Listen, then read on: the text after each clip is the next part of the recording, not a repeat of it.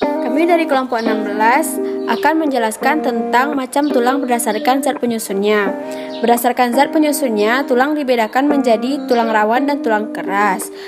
Nah, sekarang kami diberi kesempatan untuk menjelaskan tentang tulang rawan.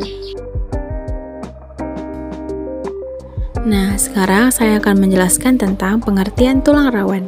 Tulang rawan merupakan jaringan ikat di mana tulang yang bersifat lentur dan liat karena disebabkan adanya zat-zat antar sel tulang yang banyak mengandung zat perekat dan juga zat kapur. Zat kapur perekat tulang yaitu sejenis protein atau yang biasa disebut dengan kolagen. Setelah dewasa, tulang rawan berganti menjadi tulang keras. Namun, tidak semua tulang rawan akan menjadi tulang keras. Untuk orang dewasa, tulang rawan terdapat di hidung, telinga, ujung-ujung tulang keras, dan lainnya. Struktur tulang rawan.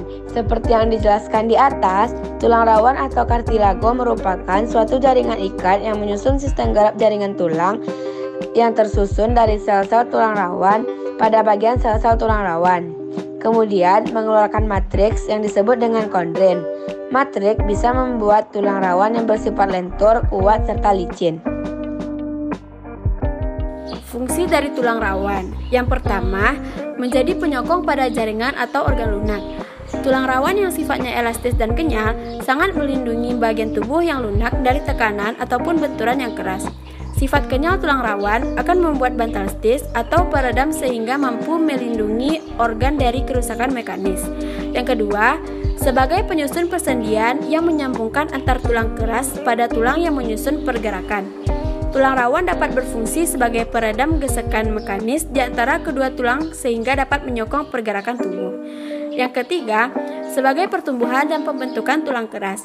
Di bagian tertentu pada tulang rawan mengalami suatu penulangan atau osifikasi yang menjadi jaringan tulang sejati atau osteon.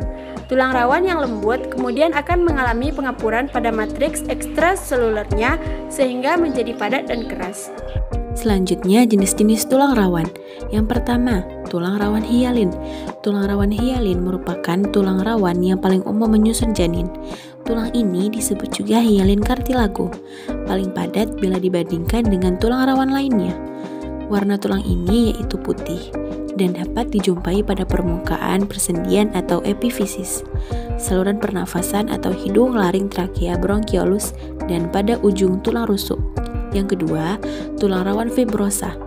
Tulang rawan fibrosa atau yang disebut juga dengan vibrio cartilago merupakan jenis tulang rawan yang memiliki sifat intermediat atau campuran antara hialin dan elastik. Tulang rawan ini penyusunnya ialah serat kolagen kasar. Tulang rawan elastis. Tulang rawan elastis adalah tulang rawan yang disusun oleh sel kondusit yang menghasilkan campuran kolagen dan serat elastin. Struktur tulang rawan elastis kartilago elastik memiliki susunan atas sel kondrosit dan cairan kondroitin sulfat. Perbedaan elastis dengan kartilago hialin yakni serat penyusunnya.